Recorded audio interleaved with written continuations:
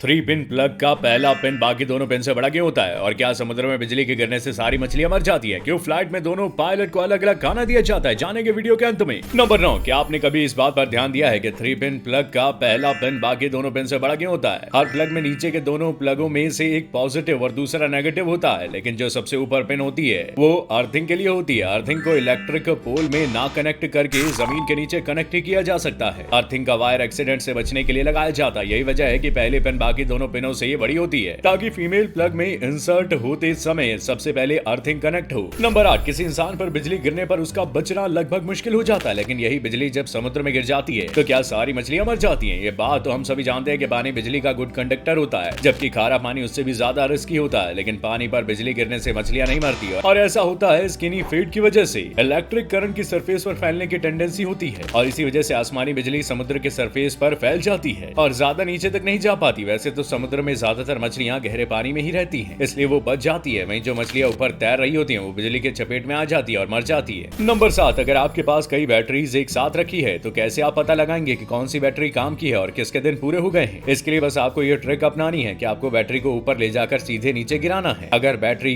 नई होगी या कम यूज होगी तो ज्यादा बाउंस नहीं होगी, और अगर यूज्ड होगी तो बाउंस करेगी, क्योंकि बैटरी में जो मटेरियल होता है उसमें केमिकल रिएक्शन होता है जिससे एनर्जी निकलती है। इसमें ये मटेरियल नए कंपाउंड में कंडक्ट हो जाता है। उसी में एक होता है जिंक ऑक्साइड, जो कि बहुत बाउंसी होता है। वो इतनी बाउंसी होता है कि इसे गोल्फ की बॉल में भी डाला जाता है, ताकि वो हिट करने पर ज्यादा दूर तक जा सके। आप जितनी बैटरी यूज करेंगे वो उसके अंदर उतना ही जिंक ऑक्साइड बनेगा। नंबर 6, भारत हो या कोई और देश, ज्यादातर जगहों पर एक शख्स को एक समय में एक ही पत्नी या पति रखने का अधिकार है। लेकिन क्या आप भारत के उस गाँव के बारे में जानते हो जहाँ एक आदमी 2 शादी कर सकता है और उसे कोई कानूनी सजा भी नहीं मिलती? राजस्थान के जैसलमेर में बसे रामदेव गाँव में रहने वाला हर मर्द 2 शादी कर सकता है। इन शादियों के पीछे काफी पुराना रिवाज है। कहा जाता है कि इस गांव में जिसने भी एक शादी की है उसकी पत्नी प्रेग्नेंट नहीं होती। अगर पहली पत्नी प्रेग्नेंट हो भी जाए तो सिर्फ बेटी को ही जन्म देती है। ऐसे में लोग दूसरी शादी करते हैं ताकि उन्हें बेटा मिल सके। सबसे हैरानी की बात तो यह है कि हर मर्द की दूसरी बीवी का बेटा ही होता है। नंबर 5, प्लेन के दोनों पायलट्स को अलग अलग टाइप का खाना क्यों दिया जाता है? इसके पीछे जो कारण है उसमें काफी बड़ी वजह छिपी हुई है। दरअसल 1984 में कॉनकॉर्ड सुपरसोनिक फ्लाइट में गंदा खाना खाने की वजह से पूरे क्रू मेंबर और यात्रियों को